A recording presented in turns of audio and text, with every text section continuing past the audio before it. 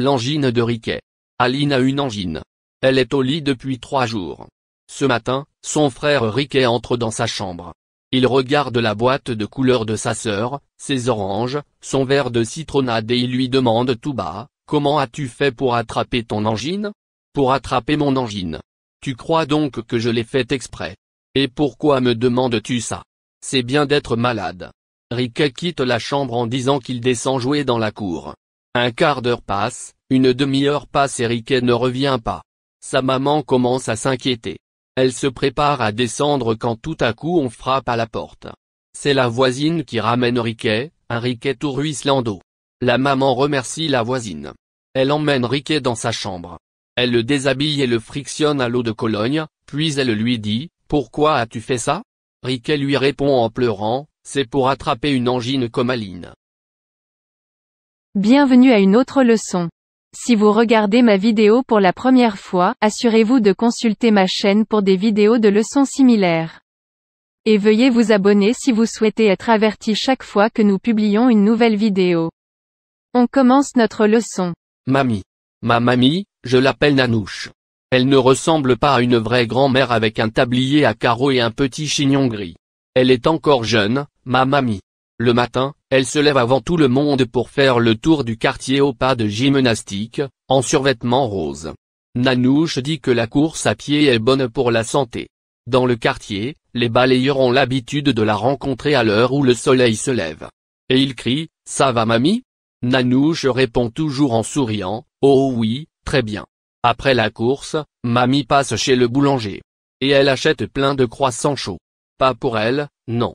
Pour sa fille, qui est ma maman, pour son gendre qui est mon papa et surtout pour moi, qui suis son chéri.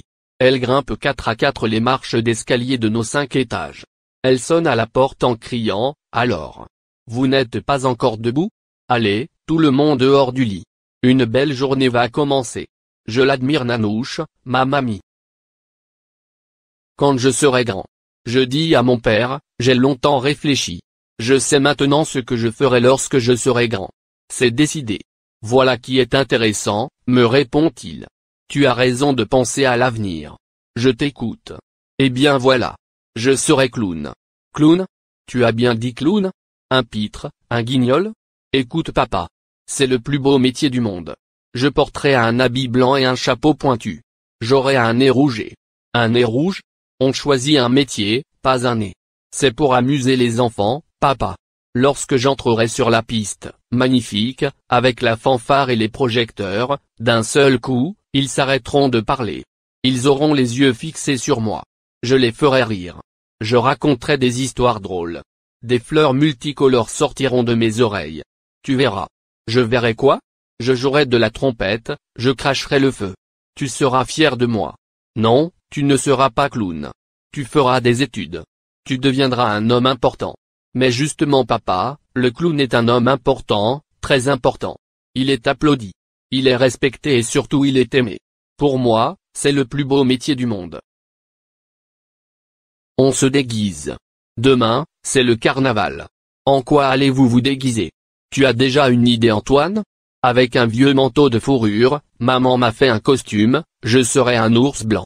Et toi, Serge? Moi, je serai Zorro. J'ai fabriqué un masque et un chapeau et ma tante m'a donné sa cape noire. Et toi, Mariette? Si j'ai une robe longue, je serai déguisé en fée. Si j'ai une jupe courte, je serai une majorette. Et toi, Claude? Avec mon pullover bleu, mes bottes, mon ciré et mon bonnet, je serai un pêcheur. Et toi, Anne-Marie? Moi? Je me suis fait un casque spatial avec une boîte de carton peinte. Je serai cosmonaute. Tiens, voilà mon petit frère. Mais dis donc, Pierrot, ce n'est pas aujourd'hui qu'on se déguise. C'est demain. Mais ça va pas, je suis pas déguisé. On dirait un clown. Tu as les mains et la figure tout barbouillée. Je suis pas déguisé. J'ai mangé une tarte aux fraises. Le tour du monde de Dagobert. Dagobert adore les voyages. Mais, il n'a jamais voyagé. Une nuit, Dagobert rêve qu'il fait le tour du monde sur sa trottinette. Il traverse des campagnes fleuries, il survole des mers immenses, des océans et de hautes montagnes. Il arrive enfin dans un petit village. Il aperçoit, Au bord d'un chemin, un mignon petit garçon aux cheveux frisés qui coupe un régime de bananes. Il arrête sa trottinette et lui dit « Bonjour ami africain. Je m'appelle Dagobert. Je viens de très loin. Peux-tu me dire dans quel pays d'Afrique je suis ?» « Bonjour Dagobert », lui répond le petit garçon avec un beau sourire. « Moi, mon nom est Abdou. Sois le bienvenu au Sénégal. » Les deux garçons passent toute la journée ensemble. Ils font de longues balades à pied dans la brousse. Ils se promènent en barque sur le lac. Le soir, Abdou emmène Dagobert dans la case de ses parents. Là, un délicieux repas sénégalais les attend, du manioc, des frites de banane et de la confiture de mangue. Au petit matin, Dagobert fait ses adieux à Abdou et repart sur sa trottinette. Le voyage continue. La lettre de Lucie. Paris, le 10 mars. Chère Sonia, je t'écris cette lettre pour te dire que je garde de bons souvenirs de mes vacances en Tunisie. C'est un pays merveilleux. J'ai bien profité du beau soleil chaud, des plages de sable fin. Maintenant, c'est à ton tour de venir en France pendant les prochaines vacances. Je te ferai visiter Paris. Nous prendrons le métro pour aller voir la Tour Eiffel, l'Arc de Triomphe et d'autres monuments célèbres. Nous nous promènerons à pied sur la plus grande et la plus belle avenue de Paris, les Champs-Élysées. Toi, en Tunisie, tu m'as fait visiter le musée du Bardo. Moi, je t'emmènerai au musée du Louvre. Nous prendrons le bateau Mouche pour faire une promenade sur la Seine. Tu seras émerveillé et je suis sûr que toi aussi tu garderas de bons souvenirs de Paris. À bientôt. Je t'embrasse. Ton ami Lucie. Merci d'avoir regardé. N'oubliez pas de vous abonner à notre chaîne et d'activer les notifications pour les mises à jour régulières.